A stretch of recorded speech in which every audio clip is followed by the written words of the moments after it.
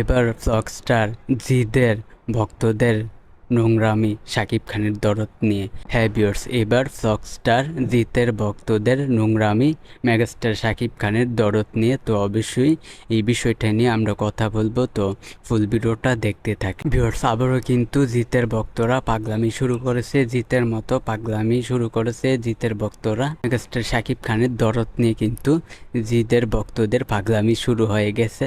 Rockstar জিত কিন্তু viewers আপনারা জানেন একটা হিট সিনেমা দিতে পারছেন না, তো শাকিব খানের দরদ নিয়ে কিন্তু জিতের ভক্তদের পাগলামি শুরু। মেগাস্টার শাকিব খানের তুফান, রাজকুমার এবং প্রিয়তমা কথা বাদ হয়ে দিলাম। মেগাস্টার শাকিব খানের দরদ এখন যেরকমই চলতেছে, তো এটা পাইরেসির কেবলে কিন্তু পড়েছে, তাও কিন্তু সিনেমা হলে ভালো চলতেছে, বক্স অফিসে ভালো কালেকশন করতেছে, লাখ লাখ টাকা সিনেমা হলে।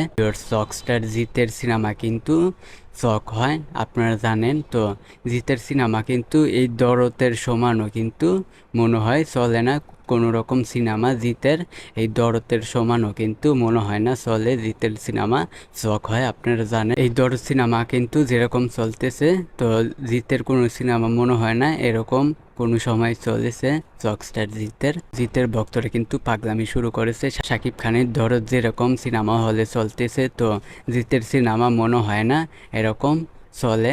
রক ছাড়া আর কিছুই না জিতের সিনেমা, তো শাকিব খানের দরদ কিন্তু চলতেছে আপনারা জানেন। ভিউয়ার্স, জিতের ভক্তরা কিন্তু পাগলামি ছাড়া জিতের মতো আর কিছুই করতে পারে না। জিত এবং জিতের ভক্তরা, হ্যাঁ ভিউয়ার্স, এরা আসলেই পাগলামি শুরু করেছে। জিতের ভক্তদেরকে অবশ্যই আপনারা কমেন্টে জবাবটা দিয়ে দিবেন। তো ভিডিওটা ভালো লাগলে অবশ্যই আমাদের চ্যানেলটিকে সাবস্ক্রাইব করবেন।